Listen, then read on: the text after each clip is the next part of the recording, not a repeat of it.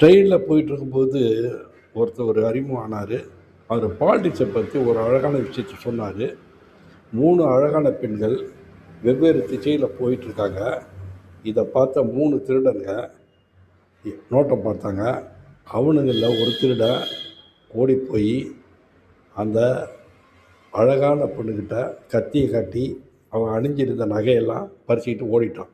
2வது திருடன் அதேமாரி 2வது பொண்ணுக்கிட்ட போய் கத்தியை காட்டி நகையை பறித்தவன் அவள் அழகில் மயங்கி அவளை ரேப் பண்ணிட்டு ஓடிட்டான்.